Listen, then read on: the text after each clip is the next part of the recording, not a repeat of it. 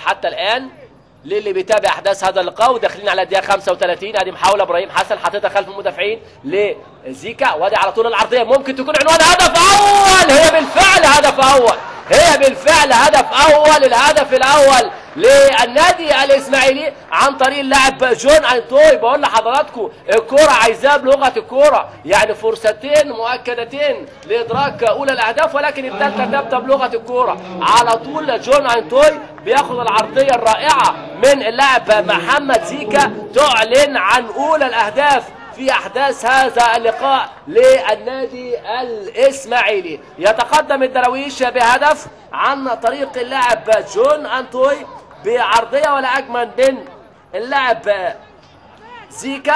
ادي كره مره ثانيه، وادي على طول زيكا بص الراجل، البصه دي هي نص الهدف، حاططها والله حلوه جدا. وادي الارتقاء فوق الكل تسكن شباك حارس المرمى علاء حسين، تعلن عن اولى الاهداف للنادي الاسماعيلي للاعب الغاني جون انتوي. هدف اللقاء الاول في احداث هذا اللقاء في الدقيقه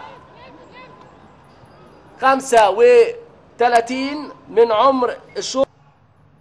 احمد ابراهيم يفتح لعبد الله جلال، اتلعبت الكوره ودربكه تسديده وترد مره ثانيه وجوه جون هدف التعادل. لسه بقول لحضراتكم فريق القناه الباحث عن هدف التعادل على طول يعلن عن هدف التعادل. اللاعب دوجي يتعادل لفريق القناه. كنت قلت لحضراتكم هو الافضل في فريق نادي القناه كان هو وغريب فتحي. دوجي لاعب رقم 21. ادي الكره مره ثانيه، وادي الراسيه، وادي التسديده تخبط ترد للقادم من الخلف على طول اللاعب دوجي. ادي العرضيه من عبد الله، وادي على طول الكره من سنه دربكه يطلعها كده في اتجاه اللاعب دوجي، يعلن عن هدف التعادل لفريق القناه. وادي كره مره ثانيه ترد قبل الاستفتاء على الدستور 14 و15 توقف، ودي رأسية. الله، هدف رائع.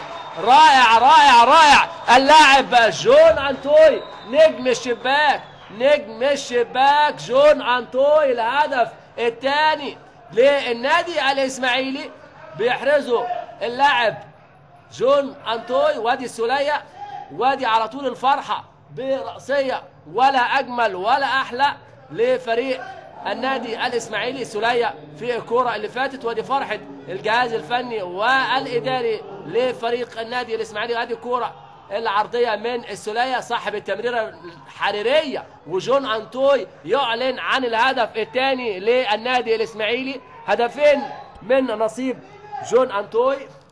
جون انتوي لاعب كبير ما فيش شك. النهارده دي كلمه كبيره، رغم بقول لحضراتكم ان هو يعني راح على المرمى كتير وهدد كرة يقدر يتحكم بالمهاره باللمسه، يشوف مين اللي بيتحرك ومين اللي بيجي وفين المساحات، ويحط البينيات بتفرق كتير جدا. بتكون فرص خطيره قد تؤدي بالطبع الى التهديف، لان صانع الهدف يعني لا يقل عن من يسجل الهدف. وادي على طول صلاح وجوه الجول، هداف قدير خطير صلاح الدين سعيد الأثيوبي. هدف التقدم لفريق وادي دجلة في الدقيقة 35 من الشوط الأول.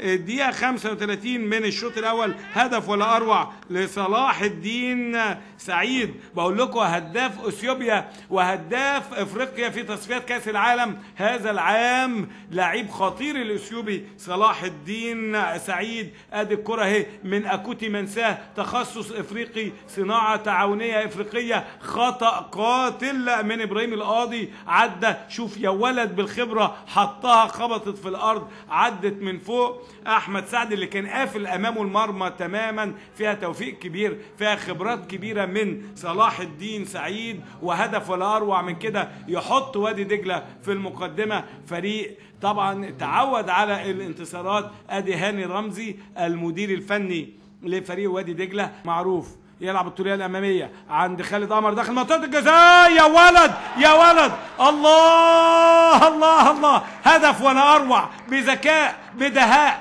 خالد قمر يحط هدف التعادل في الدقيقة الأخيرة من الوقت المحتسب بدل من الضائع. هدف رائع يا جماعة، شوفوا تحية خاصة كده لخالد القماش المدير الفني للشرطة، خالد قمر. هدف رائع، هدف مهارة. شوف الطولية الأمامية، يا سلام على الكرة، على الذكاء، حطها بالتنشين بالخبرة. هدف ولا أروع من كده لخالد قمر في الدقيقة 46 من الشوط الأول، يعني في الدقيقة قبل الأخيرة أو الدقيقة الثانية من الوقت المحتسب بدل من الضائع. وادي محمود عاشور يصفر بنهاية رضا العزب بالقوة. هل يشوط؟ هل يسجل؟ سجل هدف من نفس المسافة بعيدة في النادي المصري في 2010. هنشوف، سدد أرضية تخبط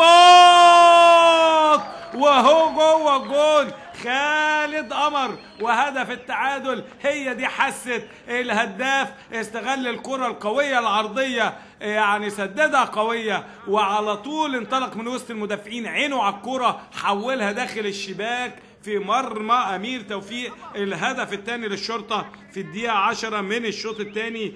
خالد قمر يضع نفسه على قمة هداف الدوري. اهي الإعادة، تسديدة قوية أرضية. شوف بقى حاسة الهداف، عينه راح على الجميع، حطها جوه المرمى في رقابة غير سليمة من محمد تاحة، جري على طول. هو ده الهداف، عدى في لمح البصر، حول الكرة. بنشوفها مع مخرجنا،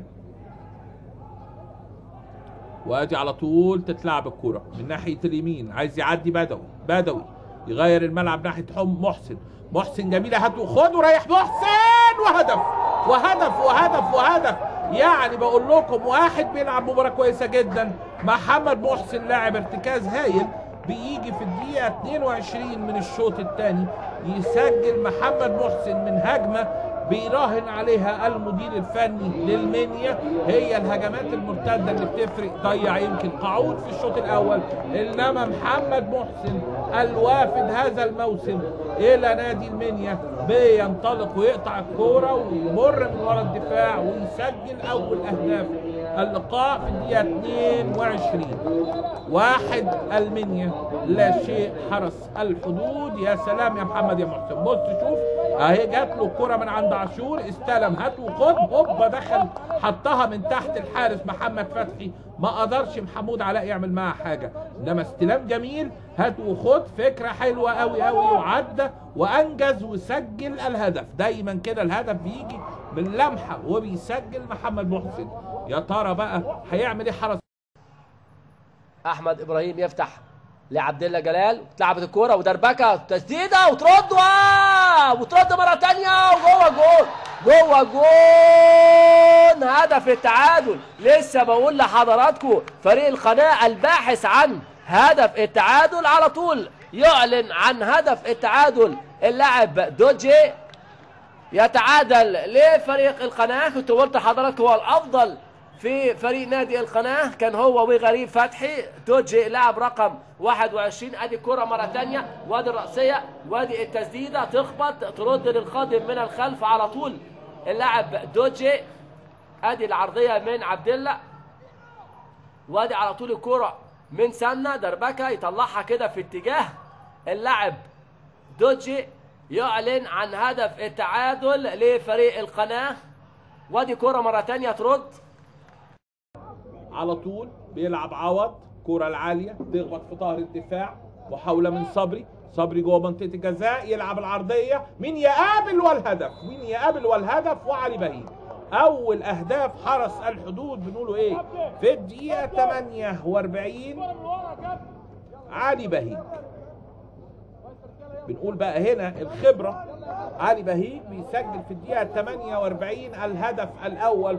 أهي مردودة تتلعب هوب على طول بلياردو، هدف من أحمد صبري من اليمين، يديها على طول لعلي عبد الرحمن، يخش ويسجل علي بهيج بالرأس هدف